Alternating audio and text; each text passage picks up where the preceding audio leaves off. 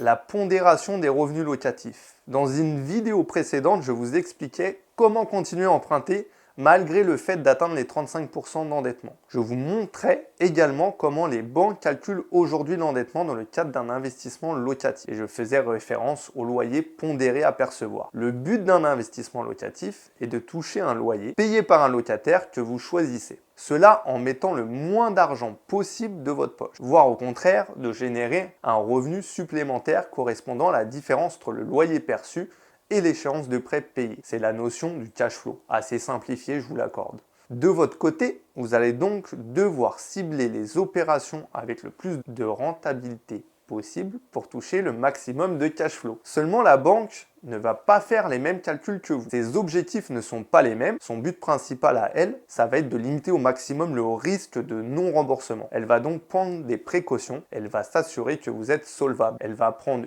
une ou des garanties pour le prêt qu'elle va vous accorder. Ou encore, elle va en l'occurrence là minimiser les loyers que vous percevrez. Ce dernier point est ce qu'on appelle la pondération des revenus locatifs. C'est-à-dire que la banque ne va pas retenir ou ne pas prendre en compte la totalité du montant des loyers que vous allez percevoir. Elle va plutôt prendre un pourcentage compris entre 70 et 90% en règle générale. En faisant ainsi, elle anticipe les mauvais scénarios qui pourraient se produire, comme un locataire qui ne paye pas pendant quelques mois. Quand vous ne percevrez pas de loyer lorsqu'un locataire quitte votre bien et que vous devez faire des petits travaux de rafraîchissement, un coup de propre quoi, ou quand vous n'arrivez pas à louer tout de suite votre bien et du coup, vous avez une vacance locative. Lors d'un investissement locatif, la banque va donc ajouter à vos revenus des loyers minimisés, des loyers pondérés. Elle va aussi ajouter la nouvelle échéance de crédit dans vos charges. Donc vous l'aurez compris, la pondération des revenus, c'est ce que va faire la banque quand vous percevez des loyers. Elle ne prendra pas l'intégralité, elle prendra entre 70 et 90% de ces loyers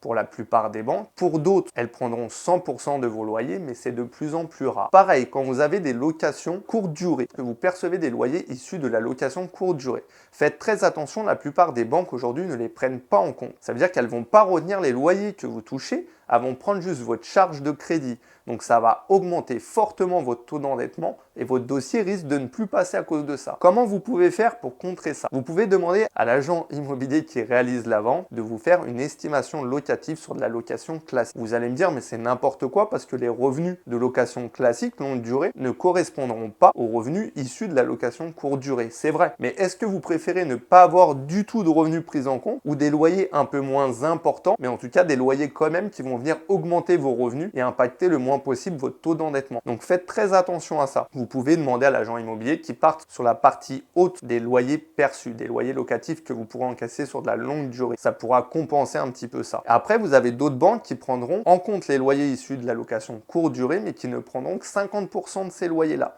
Donc essayez à votre tour de faire une estimation assez haute et pas de vous tirer une balle dans le pied. Voilà, j'espère que vous avez compris que tous les loyers ne sont pas pris en compte, qu'il faut bien appréhender le partenaire bancaire que vous allez choisir pour avoir le plus de chances possible d'obtenir votre crédit.